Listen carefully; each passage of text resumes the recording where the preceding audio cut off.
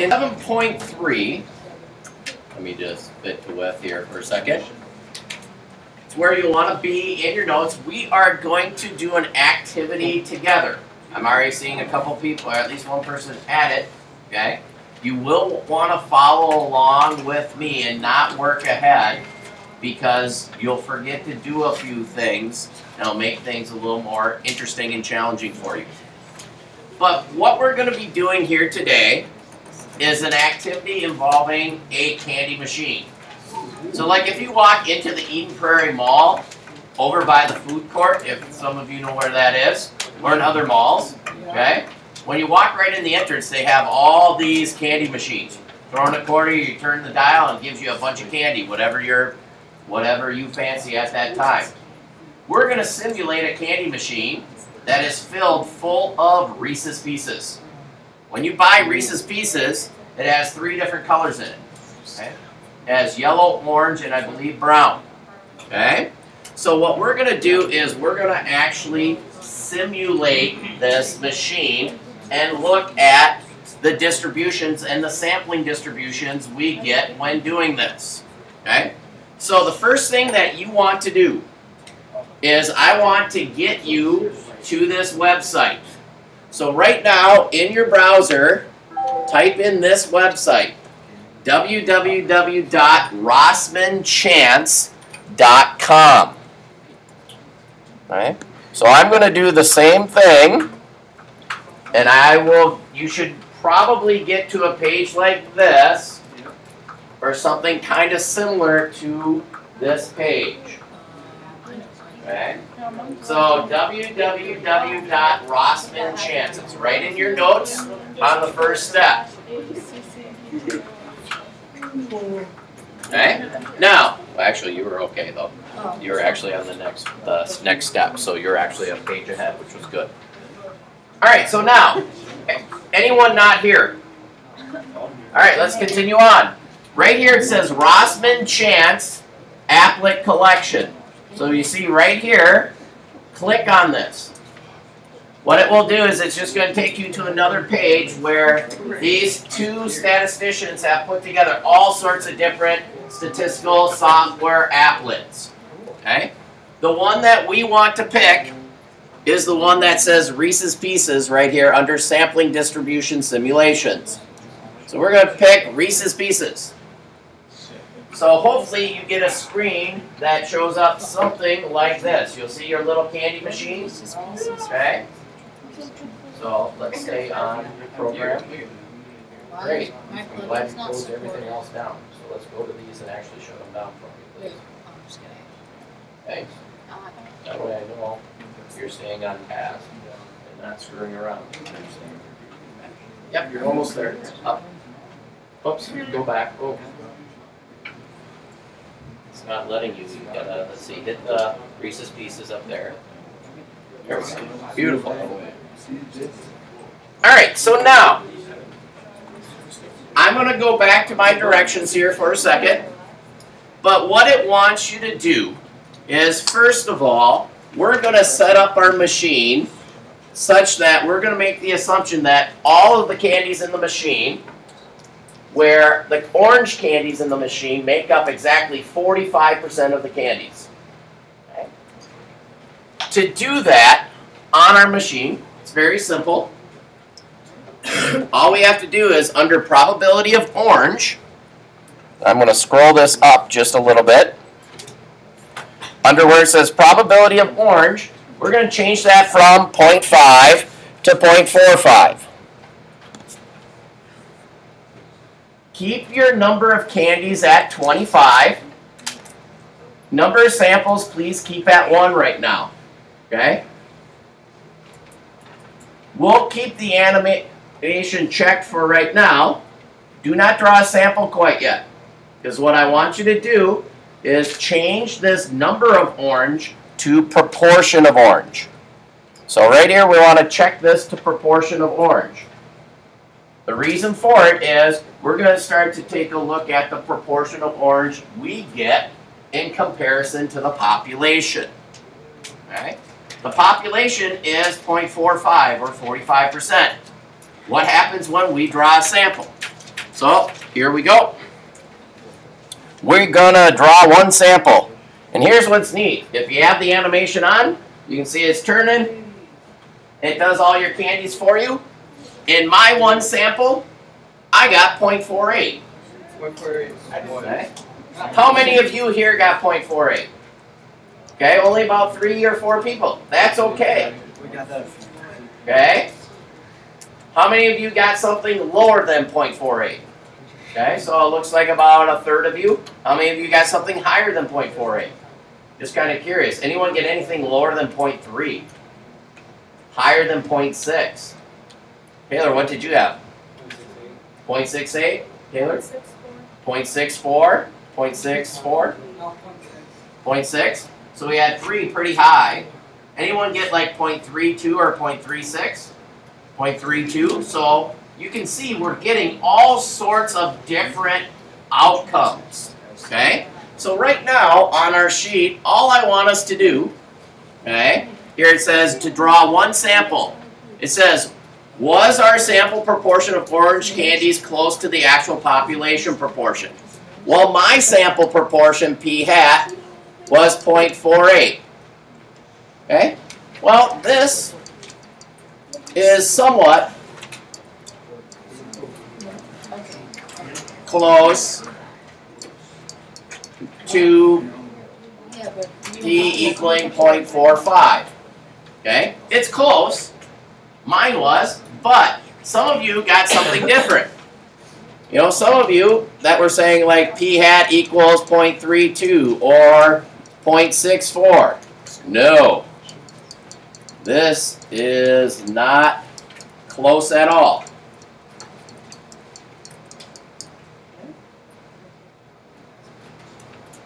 Yeah. So some of you might have been close, some of you might have been far apart. That's okay. We only collected one sample.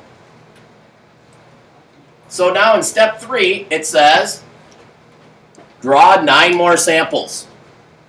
Okay? And what we want to do is we're going to look at your p-values. We're also going to note the standard deviation. So, I'm going to go back to my simulation here, where it says animate. See how it's clicked on? Save yourself a little trouble and unclick that right now.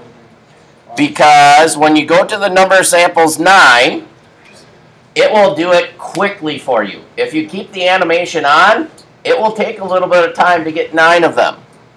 But go ahead and draw the samples.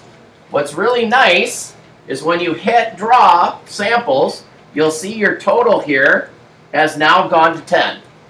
Down here, you'll have your 10 samples results plotted down here on a dot plot. So you can start to see what your results look like. Likewise, if I click this button right here, Summary Statistics, you'll want to turn that on. It will give you the mean of your 10 samples and the standard deviation of those 10 samples. Okay? So all of a sudden, if you look at my result, the mean of my 10 samples is 0.44. That's starting to get close to the population mean. My standard deviation was 0.84. Okay? Is your results getting pretty close to 0.45? Yeah. Anyone get one that's not even close, like 0.38 or maybe 0.47? 0.36. 0.36? So your 10 samples are still pretty low. So you got a lot of low examples, don't you, down here? You have a lot that are in the lower range. Oh, were you reading the wrong one? I was reading the wrong number, sorry. Okay. Were you reading? I was reading the Okay. Oh, you read your last sample. Yeah. Yeah. I see where you're getting, because my last sample was also 0.44. Correct. 0.469, so you're a little bit on the high side. That's okay. We're only looking at 10 samples. So here, for my result, and this is going to be some symbol notation I'm going to talk to you about. This symbol notation that I'm writing here is the mean of my sample proportions. So when I did 10 samples of size 25, mine average to 0.44. Okay? It's at least getting closer to the population proportion of 0.45. So like Charlie, in your case, I think you said your first one was 0.64, right? Now you're at 0.469. You're at least 0.6, okay? But now your next one is at 0.469, so you're at least getting closer to 0.45, okay? Which is the population proportion right here. Universal, or was that just for your number? That should be for yours too if you said it right at the beginning, okay?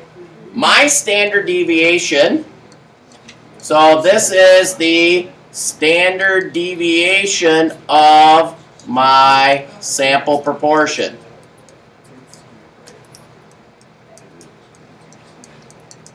Okay. Mine and yours is definitely going to probably be a different value because we only have right now 10 samples. But if I go back to here, my standard deviation was 0.084. It's so small sometimes it's hard to read, but 0.084. And what happens if you get your popular or if your mean of your proportion is exactly the same as your population? Well, that's actually a good thing. Right? That means, wow, you got it on just 10 samples. But what I'm going to do is, in part 4 now, says, I want to take more samples quickly. So I'm now going to collect yet another 390 samples. So what I'm going to do is go up here to my, number of samples, change that 9 to 390, and I'm going to go ahead and hit draw samples, because it will do them all just like that. Wow. That's pretty quick. I have 400 samples. So when I'm looking at my 400 samples here, take a look at my mean. Is it exactly the population proportion? Yeah. Almost. It's getting there. Mine's at 0.449. Did anyone have 0.450 on their 400? So we have 2, 3 people. 0.451, so you're just a little bit on the high side. 0.452. So you can start to see our sampling distribution here, which is still an approximate sampling distribution, is getting closer and closer to estimating, okay, the population mean. It's getting really close to it. Here, my standard deviation is 0.100. Do you guys have a standard deviation really, really close to that? Like 0.99 or 0.98 or 0.095? 0.1, okay. So you're starting to see, here, we're doing different samplings, but yet we're getting answers that are relatively close to each other, okay? The other thing that I want to take a look at your distribution. What does this distribution look like? Okay? This one is not as symmetrical as I would like, but we're starting to get something that's kind of symmetric and bell-shaped. So, when we get to the bottom part here, okay, we want to describe the shape, center, spread of our distribution. So, our shape. We're just going to note that it looks fairly symmetric and bell-shaped.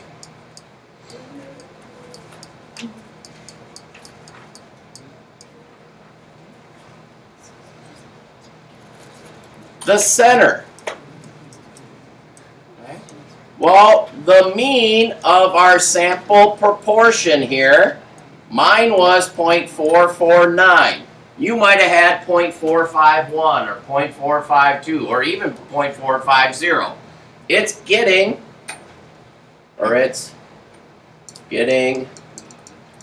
really close to the population proportion 0.45.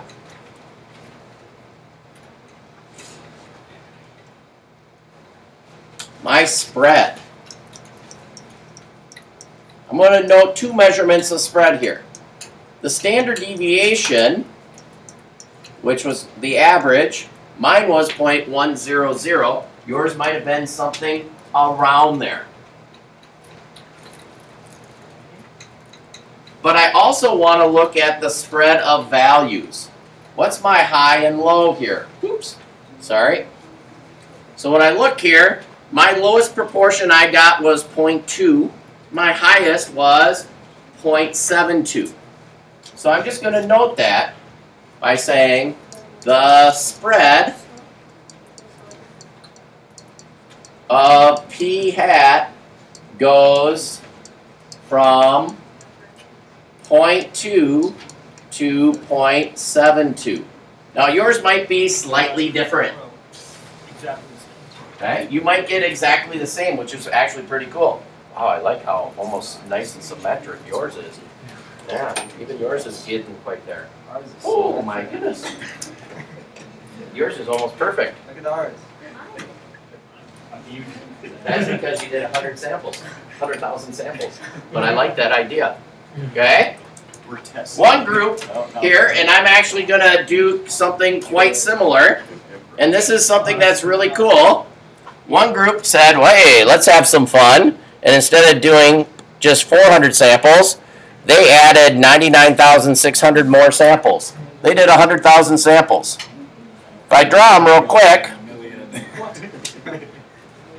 okay, look at this distribution. What does that look like? It's starting to look like a perfect bell curve, isn't it? I accidentally clicked it twice. You accidentally clicked it twice? So if I hit it one more time and do... Okay, I have almost 400,000 here. And you're really starting to see... Wow, it didn't seem like it even made that picture because mine looks more bell-shaped on here than it does here. So, okay, now, you're starting to see, wow, if I start doing sampling distributions, the mean's going to be the population, should be the population mean. It should start to look like a normal curve. Okay, we get a standard deviation and spread. Well, what happens if I start to play around with some of the numbers? Meaning, let's go to the next page. How does this change, okay, if we change the sample size? Meaning, instead of selecting 25 candies at a time, we're going to select 50 candies. I apologize for that typo. That should say of, not ud. Okay? So, to do this, I'm going to go back to my applet. First thing you need to do, see where it says down here, reset? You got to reset. Because if you don't reset, it's going to put samples on top of samples. Okay? So, once I reset, I'm keeping my probability the same. I'm going to change this number from 25 to 50, and I'm going to take 400 samples. Okay. So then I can go ahead and hit draw samples. So crank out, okay, 400 quick samples for me, which is really nice. Let's take a look at what happened here. If I look at my mean, I got 0.446. Standard deviation now is 0.069. Is it still being relatively normal? Okay, but what's my distribution going from? 0.24 to what is that, 6.8?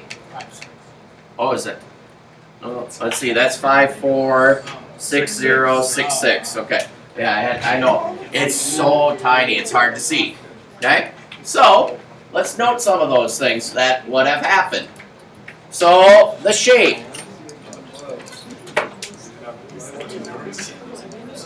Still is symmetric. and bell shape. Okay? The center. My center happened to be 0.446, still close to the population proportion of 0.45. Some of you might have even gotten it even closer. The spread. All of a sudden, my standard deviation got a little bit smaller. Went to 0.069, or the spread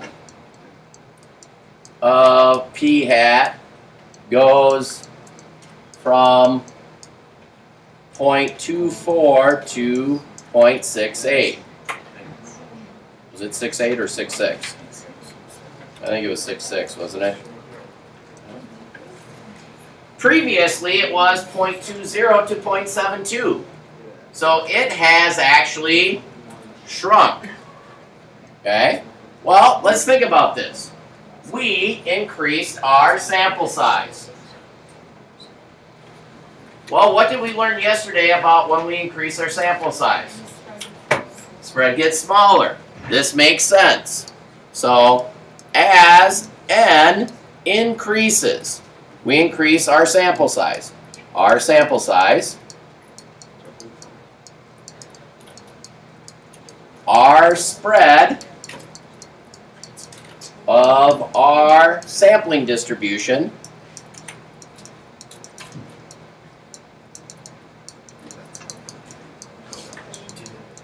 gets smaller.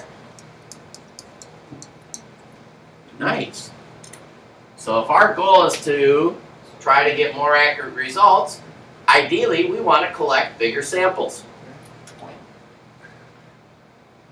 Now the other variable that we could play around with this candy machine, other than how big of a sample size we take, is what proportion of candies are orange. Okay? Because 0.45 is pretty close to halfway, you're going to get sides that are lower and above pretty regularly. So it's pretty easy to get a symmetric distribution and to get a bell-shaped curve rather quickly. The question becomes, what happens if I change that probability to something, okay, much smaller? So I'm going to change p to 0.15, and I'm going to take a look at a sample size of 25, a sample size of 50. I know it's not asked here, but I'm also going to do a sample size of 100. And I'm going to start to take a look at the shape, center, and spread. So I'm going to note here the shape, the center, and the spread. Okay. If I have a sample size of 25 versus 50 versus 100, I want to see what's happening. Okay. All right. So if I go back, I'm going to hit reset because I want to start over, and I want to change the probability from 0.45 to 0.15. The number of candies I want to start with is 25. And just for fun, instead of doing 400 candies, let's do, or samples I should say, let's do 2,500 samples. Does that flavor tell you how many samples you're supposed to do? Like, I'm sure does it not really matter? Well, the more samples you do will at least just give you a better picture of what the distribution will look like. So they're always going to be on the most accurate reading? Well, the more samples we do, our sampling distribution that we get down here will be at least closer to the true sampling distribution. Right. Because we're approximating it because technically we want to do an infinite amount of samples to get the picture. So the more we can do here, the better the picture. Okay? So now, I'm going to draw my samples. Look at that. 2,500 samples. Okay? My mean was 0.152, standard deviation 0.071. And if I look at my distribution, if you were to describe its shape, what would you describe this shape as? Yeah, this one's skewed right, isn't it? Definitely skewed right. So I'm going to note all that. So I'm just going to note the center was 0.152. My spread was 0.071. The shape was skewed right.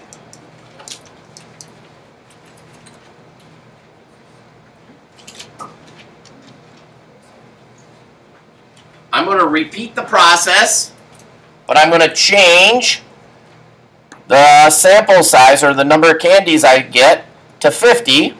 Before I hit draw, I'm going to reset it so that I get the accurate results. And I draw samples again. Okay? My mean, 0.151. Standard deviation, 0.0. Is that a 5 or a 6? 50. What do you notice about this distribution? Still a little bit skewed to the right, but it is skewed to the right. So a little bit skewed to the right. My center was 0.151. My spread, whoops, I forgot the p hat here. That's important. Was 0.050. Let's increase it up to 100.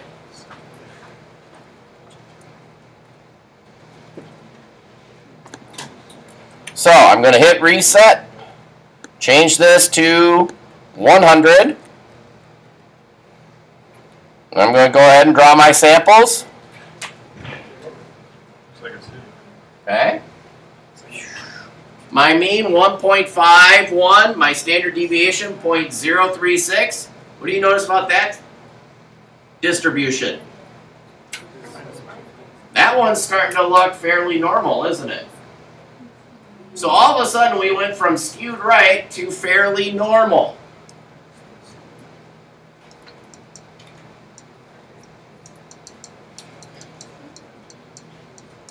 Okay.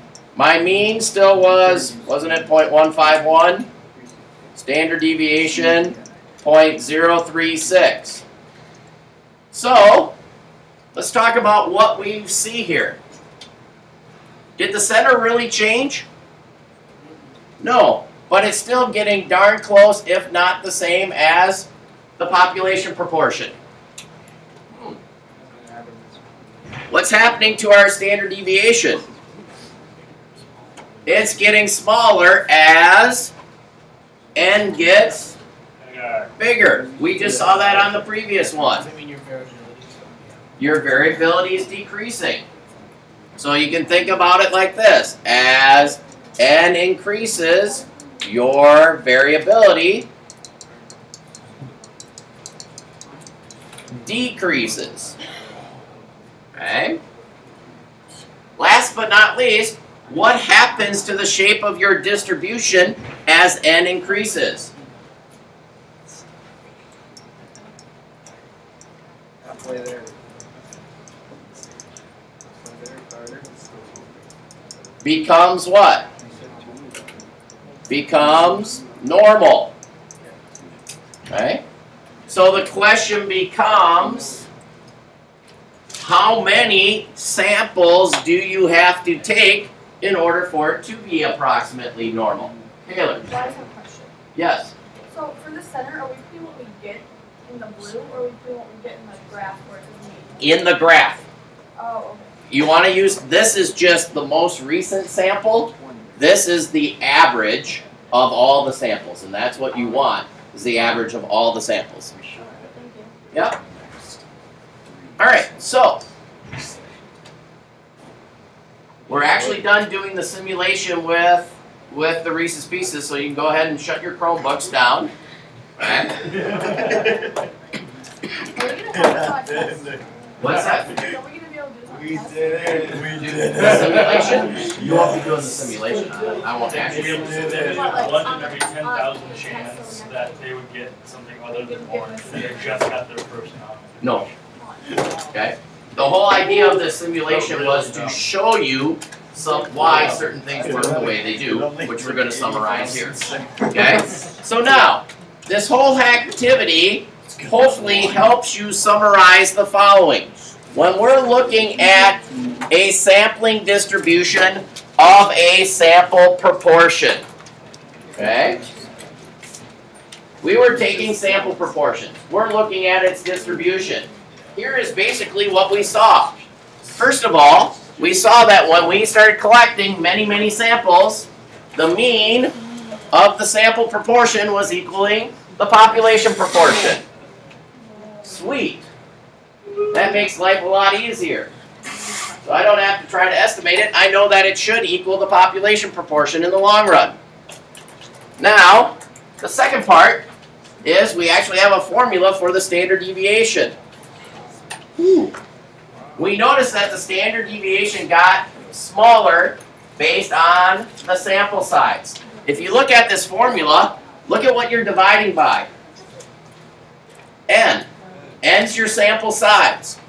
Now, if you think about where this formula comes from, if we go back to Chapter 6, if we think about a binomial distribution, the standard deviation in a binomial distribution is n times p times 1 minus p. That's the formula. If you think about this problem that we just did, okay, was selecting candies out of the candy machine a binomial distribution? What were you noting? Whether it was orange or if it wasn't orange. So it was a binomial situation. Now, this binomial distribution gives it to you as a number, but we want it as a proportion. So how do we change something into a proportion? We divide it by, itself or its sample size. Think about this. If you got 38 out of 40 on the test, what's the proportion you got right? You'd actually change that to a decimal, right? Let me rephrase it this way. If you got 38 correct on the test and it was out of 40 points, how would you change that to a proportion? You take the 38 and divide it by 40. Here we divide by n. Now, just to show you the math behind it, if I want it all under one radical, np 1 minus p is still under the radical, to put this n under a square root, okay, so that it's equal, to be under a square root, it would have to be n squared, because the square root of n squared is n. So now it's all under the radical. If I simplify, this n will cross out with one of those n's, and I got my formula. So the standard deviation is just coming from the binomial distribution formula.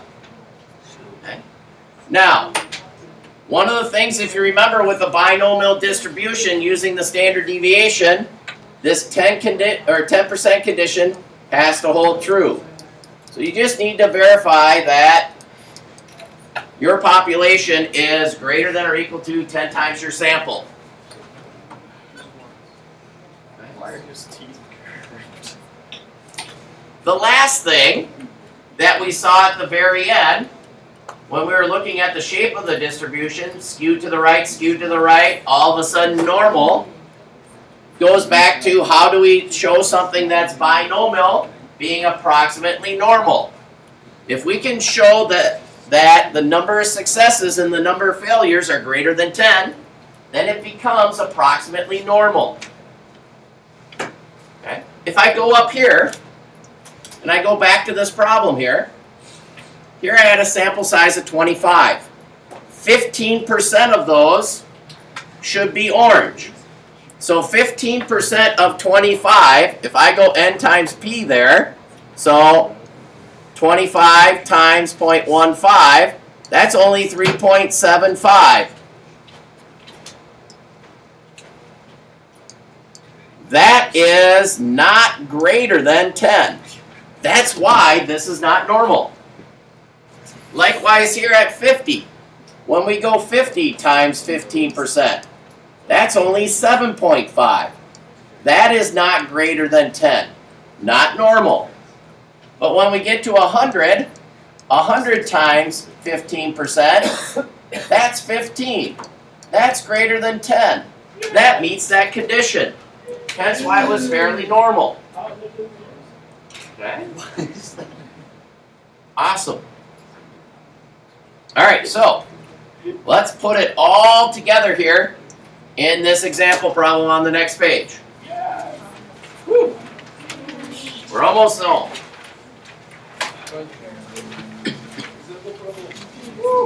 So, in number 1 here, it says about 75% of young adult internet users, age 18 to 29, watch online videos. Just like some of you are probably doing right now. Or playing video games of some kind. Suppose a sample survey contacts a simple random sample of 1,000 young adult internet users and calculates out the proportion p hat of the sample who watch online videos. So if I look at this information they gave me, this 75% is p. This 1,000 is my n. Important to identify those variables. So, on the first question it says, what's the mean of the sampling distribution of p hat? Well, we just learned the mean of the sampling distribution should equal the mean of the population. The mean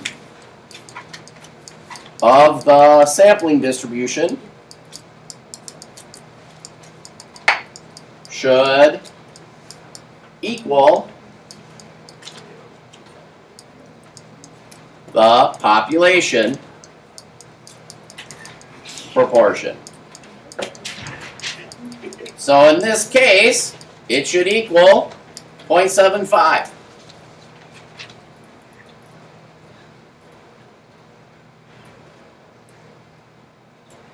So it's always.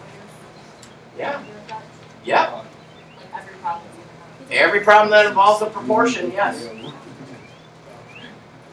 On Monday, we'll talk about means. So the biggest key for students is identifying, do I have a mean or do I have a proportion? Okay? If it's a percent, it's a proportion. If it's a number without a percent, most likely it's a mean. Okay?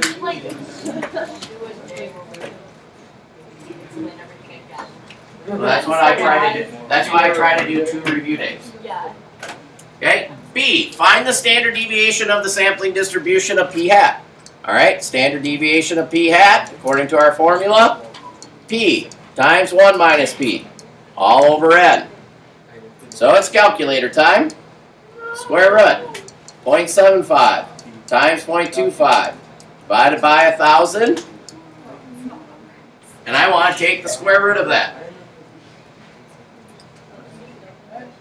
So, start doing some calculations. 0.75 times 0.25 divided by 1,000.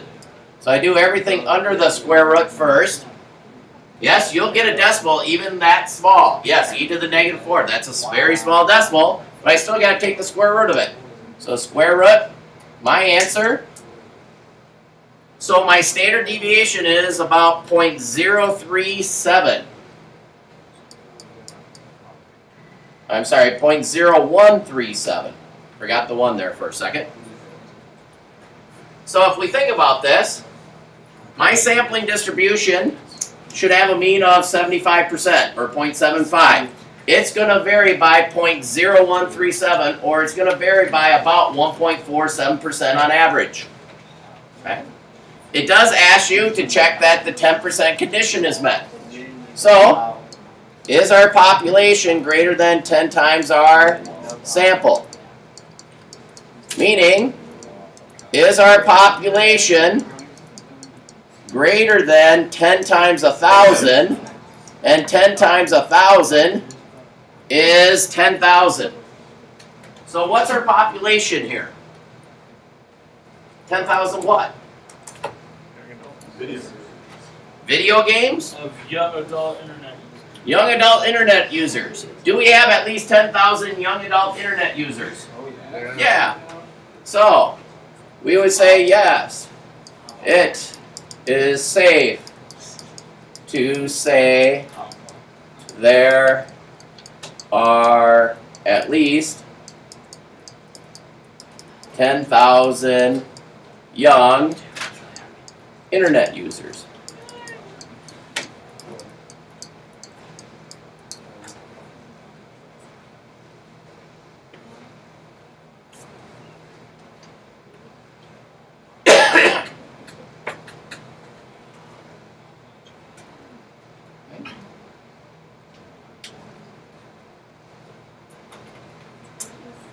All right, C. Is the sampling distribution of p hat approximately normal?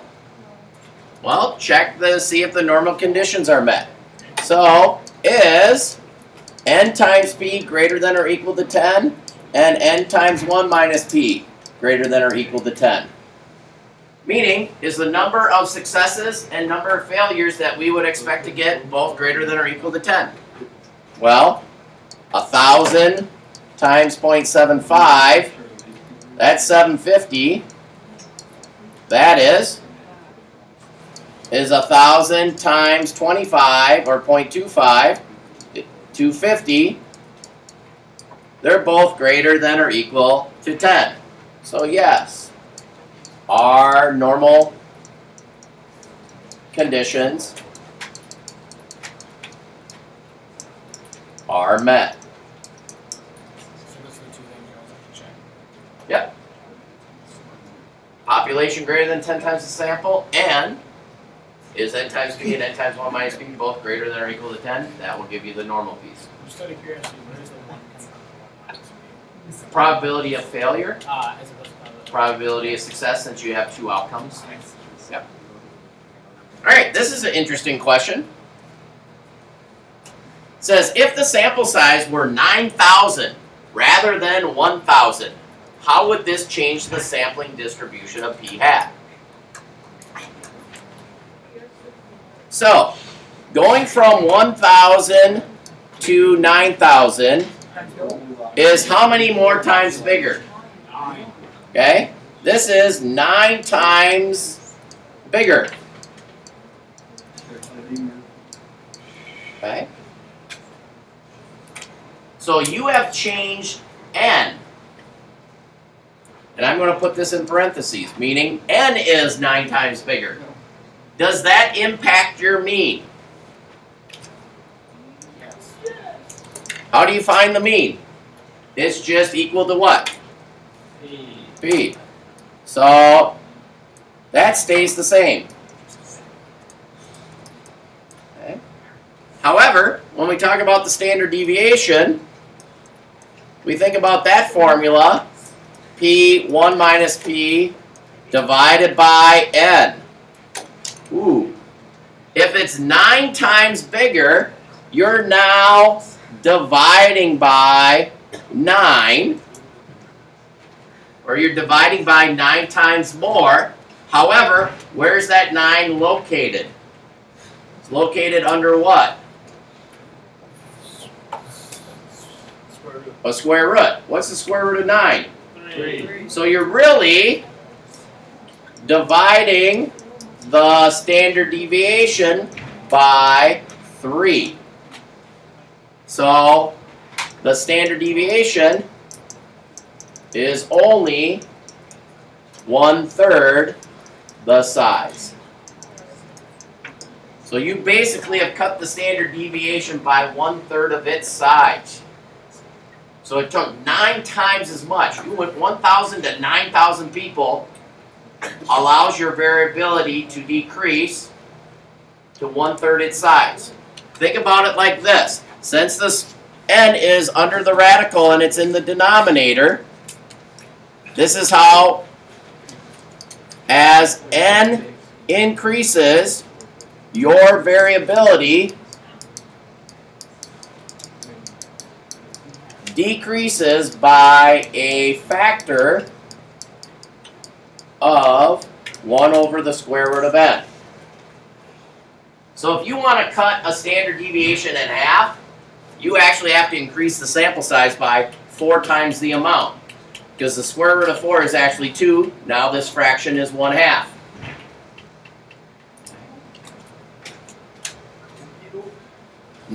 It's great to cut that standard deviation by that. However, right, surveying 1,000 people versus 9,000 people, 9 times the work.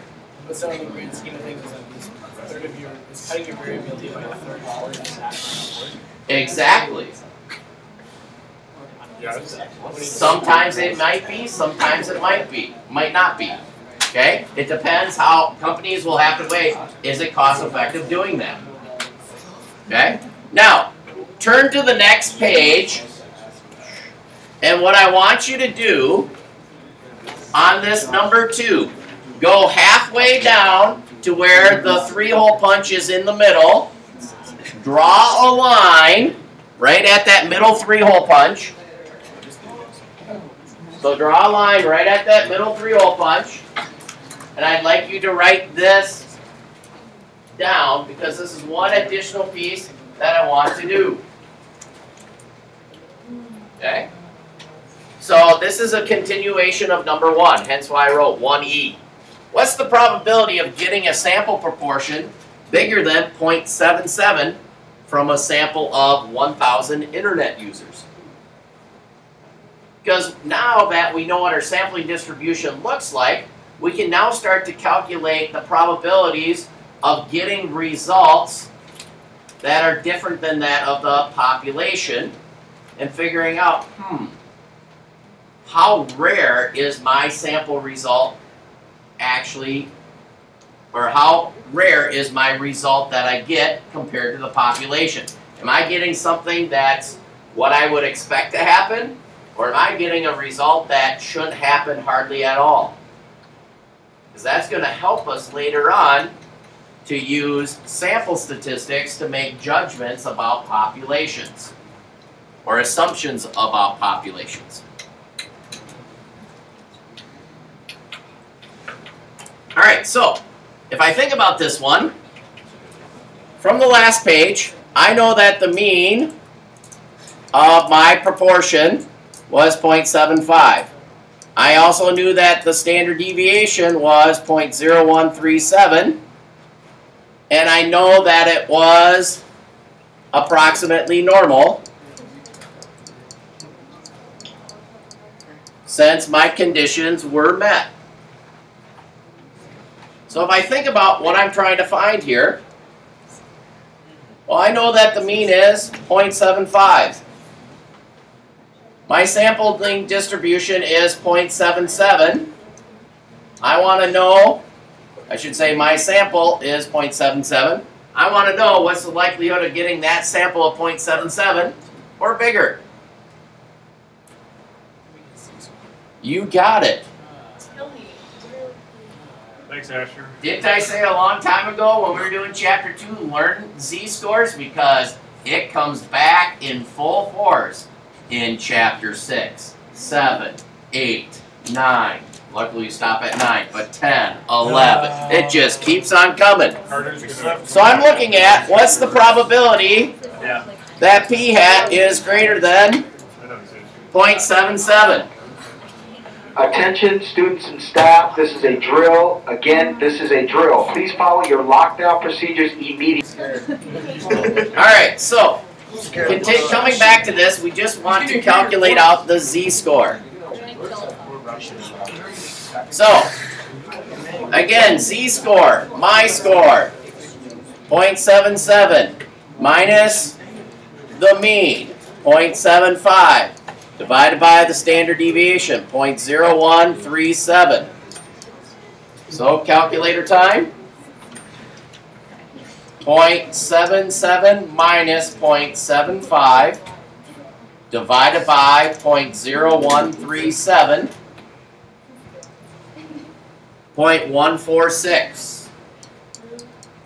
So really what I'm saying is, what's the probability of getting a z-score greater than 1.46.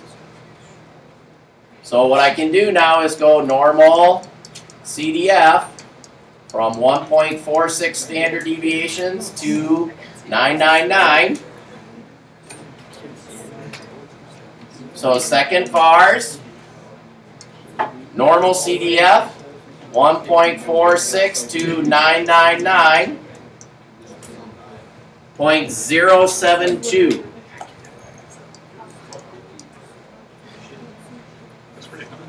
Okay? Yeah, that is pretty high. Okay?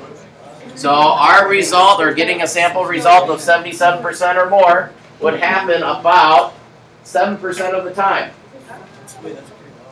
Yeah. Well, I mean, think about this. We were only off by 2%. But having a sample of 1,000 people be off by 2% doesn't seem like much, but it should only happen about 7% of the time.